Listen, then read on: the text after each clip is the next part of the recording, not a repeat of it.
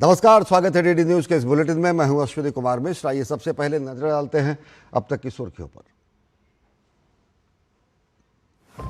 Bharat Britain व्यापार में नया अध्याय। 15 जुलाई से सीटा लागू होने से 99% भारतीय उत्पादों पर जीरो टैरिफ की सौगात। ब्रिटेन में बजेगा मेड इन इंडिया का डंका। होर्मुज जल डमरू मध्य में हमला, भारत का सख्त रुख। भारतीय क्रू मेंबर की मौत पर ईरानी राजनयिक को किया तलब। अंतर्राष्ट्रीय समुद्री मार्गों पर वाणिज्यिक जहाजों को निशाना बनाना पूरी तरह अस्वीकार्य।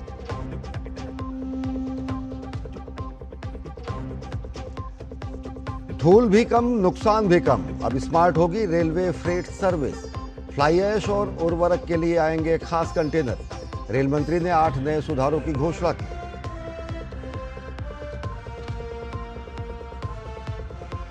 पंजाब में अंदरूनी कलह, राहुल गांधी और भूपेश बघेल के प्रयासों के बीच भी गुटबाजी जारी। पार्टी अध्यक्ष खड़गे से मिलकर सुलह के फार्मूले पर मंथन।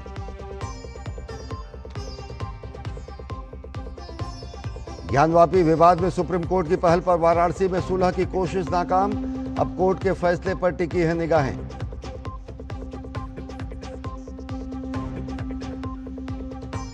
बंगाल में भ्रष्टाचार का हिसाब, न्यायिक आयोग करेगा विभागों की योजनाओं की जांच। बंगाल में 15 साल के रिकॉर्ड को खंगालेगा आयोग।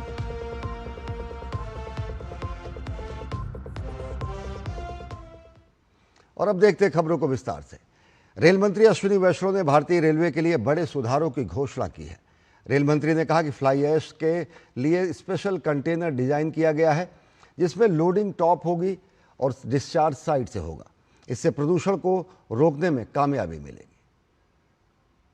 फ्लाई ऐश का एक अच्छा ट्रांसपोर्टेशन मैकेनिज्म बना सकते हैं तो then we can use fly ash in economic way.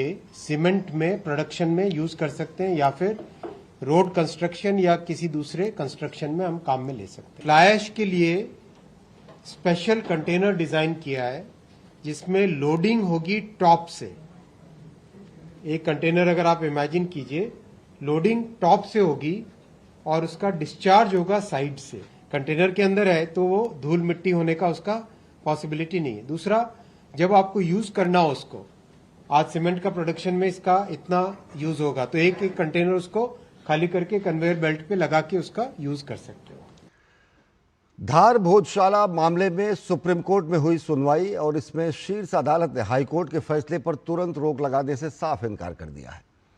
Supreme court ने भोजशाला परिसर में नमाज की अनुमति देने से भी इनकार कर दिया है। अब इस मामले में ही जल्द विस्तृत सुनवाई शुरू हो सकती है। देखिए हमारी खास रिपोर्ट। धार भोजशाला केस अब चीफ जस्टिस ऑफ इंडिया की बेंच में है। मुस्लिम पक्ष ने भोजशाला परिसर में नमाज अदा करने की मांग की थी, जिसे सुप्रीम कोर्ट ने नहीं माना।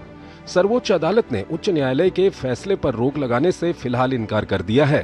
भोजशाला परिसर से सटा हुआ अगर कोई खाली जगह है तो वहां वो शुक्रवार को अपना नमाज अदा कर सकते, ऐसा अंतरिम व्यवस्था अगले आदेश तक किया गया। साथ में यह भी कहा गया है कि जो माननीय उच्च न्यायालय का डायरेक्शन नंबर 7 है, जिसमें यह कहा गया है कि गवर्नमेंट ऑफ इंडिया और एएसआई को मैनेजमेंट, रेगुलेशन और उसको कंट्रोल करने का अधिकार होगा, तो उसको उन्होंने क्लैरिफाई किया कि अगले आदेश तक या बिना माननीय सर्वोच्च न्यायालय के अनुमति के जो स्ट्रक्चरल चेंजेस है वो नहीं हो सकते हैं।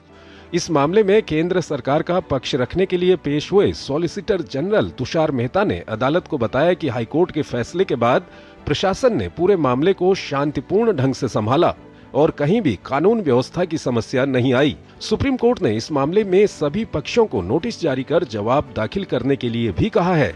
वहीं मुस्लिम पक्ष को नमाज की अनुमति न दिए जाने और हाईकोर्ट के फैसले पर रोक न लगाने के सुप्रीम कोर्ट के अंतरिम आदेश का हिंदू धर्म गुरुओं ने स्वागत किया है। बहुत बहुत स्वागत है। सुप्रीम कोर्ट ने बहुत ही सुंदर निर्णय लिया है। एक बार जो निर्णय हो गया और हर तथ्य से, हर दृष्टिकोण से वहाँ पर माँ सरस्वती का ही मंदिर है। अब पुनः ये लोग याचिका दायर करके करना चाहते हैं, तो इसमें ये लोग पुनः सुप्रीम कोर्ट के खिलाफ याचिका दायर करना माननीय सुप्रीम कोर्ट का अवहेलना है। धार भोजशाला मामले पर मई 2026 में मध्य प्रदेश हाईकोर्ट की इंदौर बेंच ने बड़ा फैसला दिया था। 15 मई 2026 को दिए गए फैसले में हाईकोर्ट ने भोजशाला को देवी सरस्वती वाग्देवी मंदिर माना था। कोर्ट ने 2003 से चली आ रही मंगलवार को पूजा और शुक्रवार को नमाज की व्यवस्था खत्म कर दी थी। इस फैसले में भोजशाला में पूजा का अधिकार पूर्ण रूप से हिंदुओं को दिया गया था। अपने फैसले में हाईकोर्ट ने एएसआई की रिपोर्ट और ऐतिहासिक साक्ष्यों को आधार बनाया था। सुप्रीम कोर्ट ने संकेत दिए हैं कि इस बेहद संवेदनशील मामले की अंतिम और विस्तृत सुनवाई 3 सप्ताह बाद की जाएगी। Bureau report, DD news. Gyanvapi विवाद समाधान के लिए सुप्रीम कोर्ट की पहल पर वाराणसी में हुई सुलह वार्ता किसी नतीजे पर नहीं पहुंच सकी है। जिला विधिक सेवा प्राधिकरण में सोमवार को आयोजित बैठक में वादी और प्रतिवादी दोनों पक्षों के अधिवक्ताओं के साथ साथ संबंधित पक्षकार भी मौजूद रहे। हालांकि लंबी चर्चा के बावजूद किसी भी तरह की सहमति नहीं बन सकी और वार्ता बेनतीजा रही। बैठक के बाद दोनों पक्षों ने स्पष्ट किया कि ज्ञानवापी विवाद का अंतिम समाधान न्यायालय के फैसले से ही संभव है। वादी पक्ष के अधिवक्ता सुभाष नंदन चतुर्वेदी ने कहा कि उन्हें न्यायालय की प्रक्रिया और फैसले पर पूरा भरोसा है। उन्होंने कहा कि अदालत साक्ष्यों और तथ्यों के आधार पर जो भी निर्णय देगी वो स्वीकार्य होगा। वहीं प्रतिवादी पक्ष के अधिवक्ता रईस अहमद ने कहा कि आज की बैठक में कोई निष्कर्ष नहीं निकल सका है। उनका कहना था कि विवाद का समाधान केवल न्यायालय के निर्णय से ही संभव है और उनका पक्ष आगे भी अदालत में कानूनी प्रक्रिया के तहत अपनी बात रखेगा। सुलह वार्ता के दौरान जिला विधिक सेवा प्राधिकरण परिसर और आसपास सुरक्षा के कड़े इंतजाम किए गए थे। पुलिस और प्रशासन पूरी तरह सतर्क रहा। अब इस बहुचर्चित मामले में सभी की निगाहें न्यायालय की अगली सुनवाई पर टिकी हैं। अब मस्जिद में अपना अधिकार वापस लिए और यह जो है मीडिएशन पूरी तरह असफल हुआ क्योंकि वह इस पर कोई सहयोग नहीं कर रहे थे। मंदिर पे कोई समझौता नहीं करनी है, वो परिसर हमें चाहिए, उस पर कोई वार्ता नहीं, कोई समझौता नहीं। पश्चिम बंगाल में वर्ष 2011 से मई 2026 तक कथित संस्थागत भ्रष्टाचार और वित्तीय अनियमितताओं की व्यापक जांच के लिए राज्य सरकार ने न्यायिक जांच आयोग का गठन किया है। यह आयोग कमीशन ऑफ इंक्वायरी एक्ट 1952 के तहत बनाया गया है।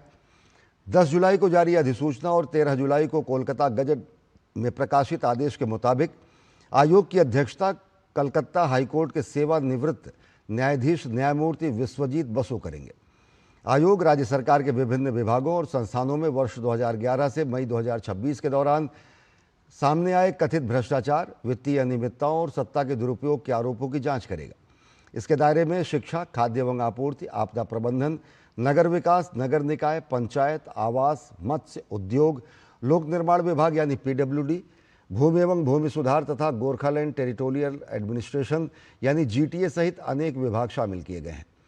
आयोग 100 दिन के रोजगार यानी मनरेगा, प्रधानमंत्री Awas Yojana, mid day meal, Amphan, पुनर्वास कार्य, सरकारी धन के कथित दुरुपयोग, वित्तीय अनियमितताओं, सरकारी नौकरियों में भर्ती घोटाला, सत्ता के कथित दुरुपयोग, अवैध गिरफ्तारियां, झूठे मुकदमे, अवैध निर्माण और प्रशासनिक प्रक्रियाओं के उल्लंघन जैसे मामलों की भी जांच करेगा।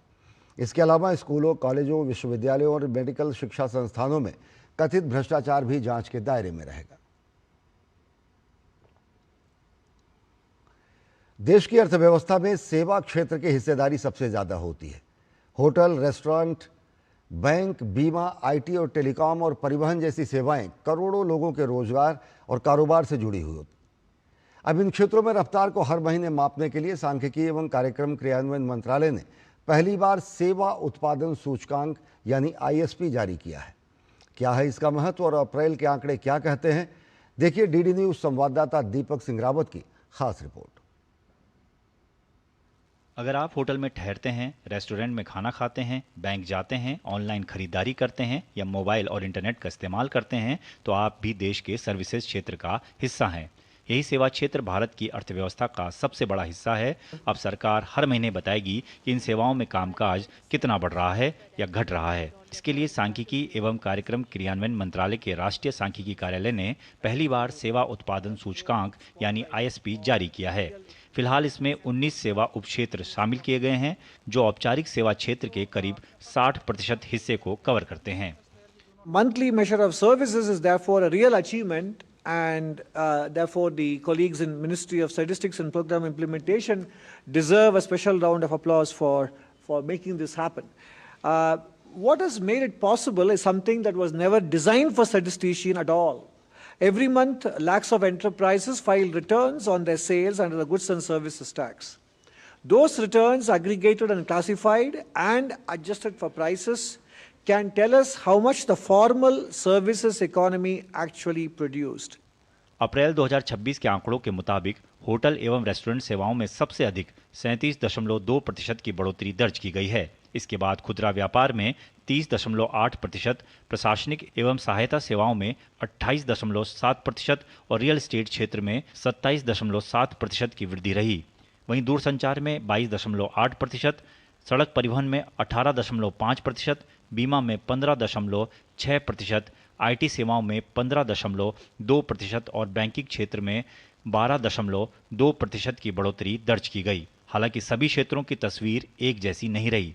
हवाई परिवहन में 13.9% की गिरावट दर्ज की गई, लेकिन कुल मिलाकर अधिकांश सेवा क्षेत्रों में बढ़ोतरी इस बात का संकेत है कि देश की सेवा क्षेत्र में आर्थिक गतिविधियां मजबूत बनी हुई हैं। We realize that if we take a differentiated approach, then it is possible to come out with a working ISP. So we looked at some sectors where GST works, then we looked at some sectors where the administrative data source is very strong.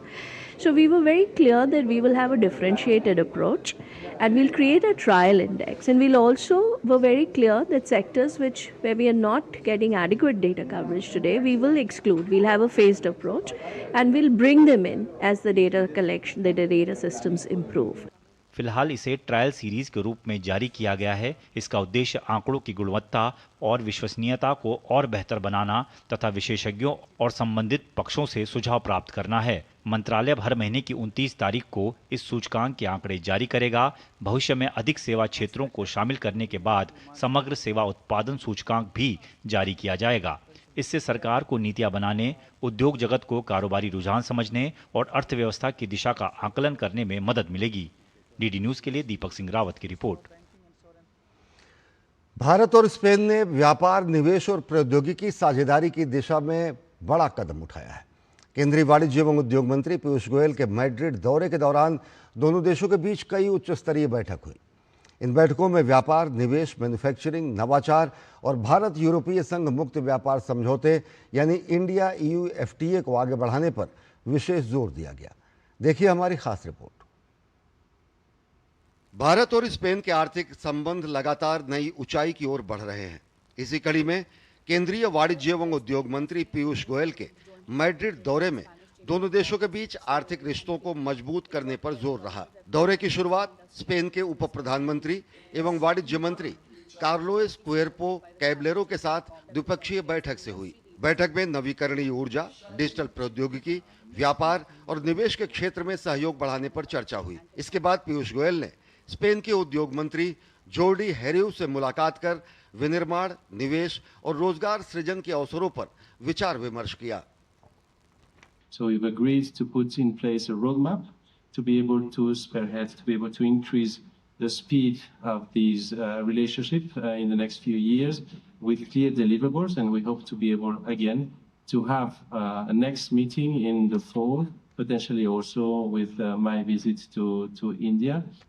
Madrid में आयोजित Bharat Spain business forum इस दौरे का प्रमुख आकर्षण रहा। Spanish chamber of commerce, CEOE और FICCI के संयुक्त सहयोग से आयोजित इस मंच पर उद्योग जगत ने निवेश और नवाचार के अवसरों पर चर्चा की। पीयूष गोयल ने स्पेनिश कंपनियों को भारत में निवेश का न्योता दिया।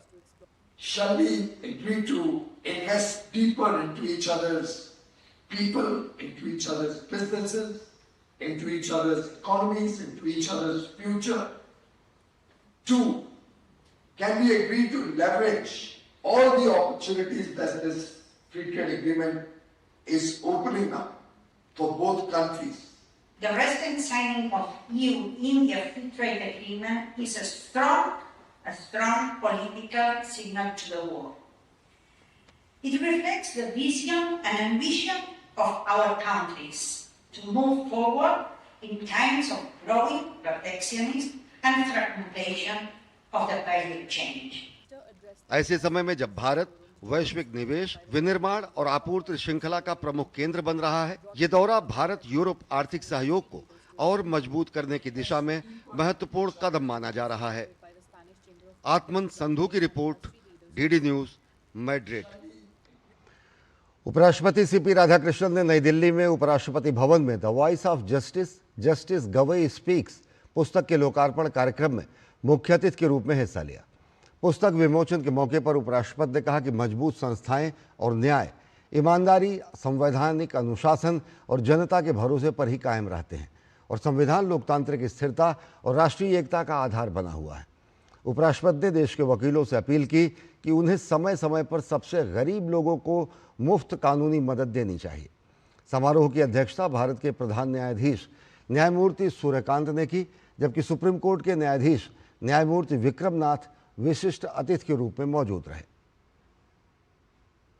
The title "The Voice of Justice" is particularly meaningful because justice in a constitutional democracy is ultimately sustained by reason, fairness, restraint, and institutional trust.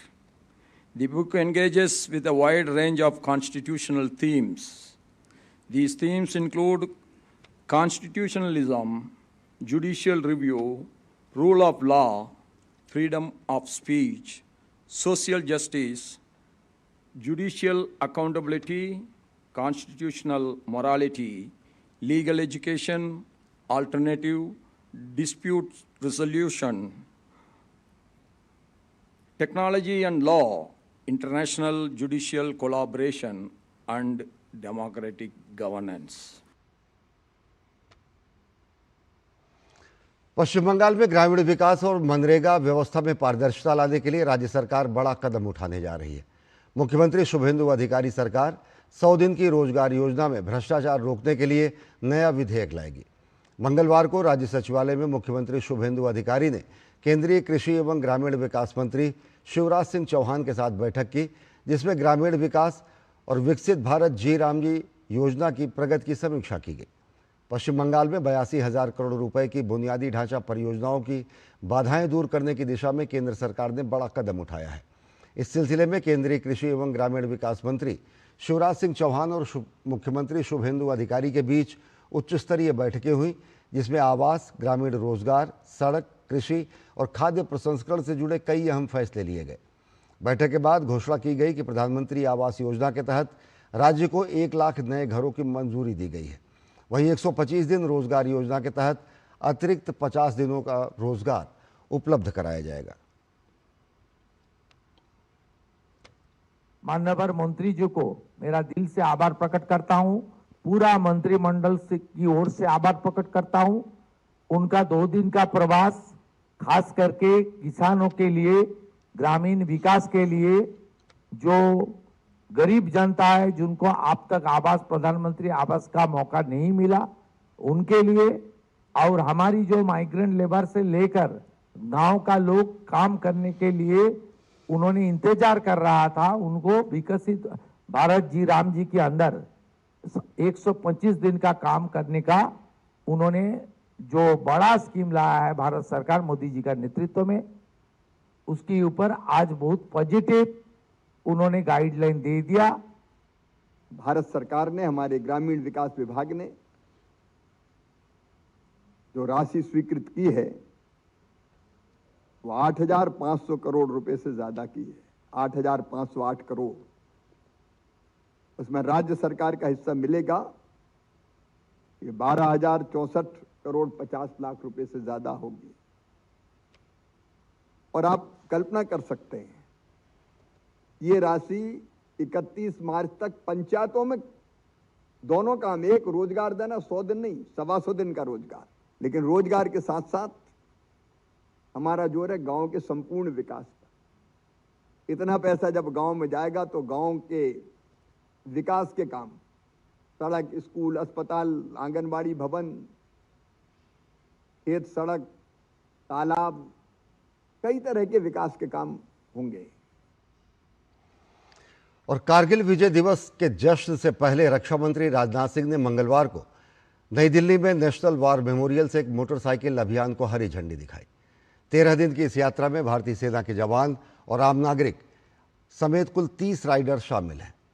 Bharat हर साल 26 जुलाई को पाकिस्तान के खिलाफ कारगिल विजय दिवस मनाता है। देखिए हमारे संवाददाता विशाल बैरिस्टो की खास report. Chief of defence staff और चीफ ऑफ आर्मी स्टाफ की मौजूदगी में रक्षा मंत्री राजनाथ सिंह ने मोटरसाइकिल अभियान को हरी झंडी दिखाई। इस अभियान में दिल्ली के नेशनल वॉर मेमोरियल की मिट्टी भी ले जाई जा रही है, जिसे राइडर्स कारगिल वॉर मेमोरियल तक ले जाएंगे। लगभग 20,000 फीट की ऊंचाई, जहां सांस लेना भी कठिन हो जाता था, जहां ऑक्सीजन कम होती है, जहां तापमान -40 डिग्री तक पहुंच जाता है, ऐसे दुर्गम और प्रतिकूल वातावरण में हमारे वीर सैनिकों ने असंभव को संभव करके दिखाया है। ये यात्रा कारगिल युद्ध के नायकों को श्रद्धांजलि है। इस अभियान का नेतृत्व भारतीय सेना के ब्रिगेडियर कर रहे हैं। ये जो हमारी टीम है ये बहुत एक्साइटेड है इस राइड के लिए, क्योंकि एक श्रद्धांजलि है हमारे कारगिल के शहीदों को और योद्धाओं को, जिन्होंने देश के लिए अपने प्राणों की आहुति दी और एक विजय हमें दिलाई। इस अभियान में महिला राइडर्स भी शामिल हैं, जिनमें सेना की महिला अधिकारी और आम नागरिक दोनों हैं। हम लोग तकरीबन 30 राइडर्स हैं जो यहाँ से दिल्ली वॉर मेमोरियल से चलेंगे till Kargil war memorial.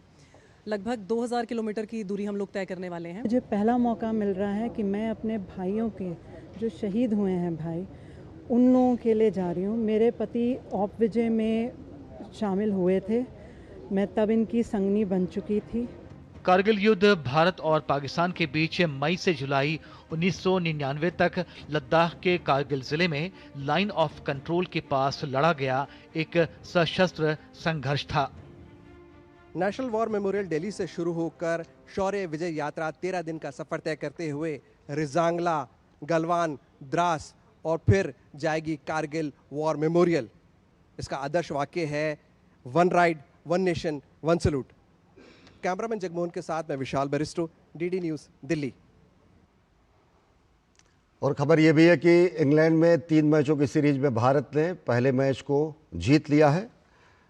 Edgbaston में खेले गए इस मैच में भारतीय टीम के हीरो रहे अक्षर पटेल और शानदार गेंदबाजी और बल्लेबाजी की बदौलत भारत ने वाशिंगटन सुंदर और अक्षर पटेल की नाबाद अर्धशतकी पारी के चलते इस मैच को अपने नाम कर लिया है। तो बुलेटिन में फिलहाल इतना ही। देश और दुनिया की ताज़ा तरीन खबरों के लिए देखते रहिए डीडी न्यूज़। नमस्कार।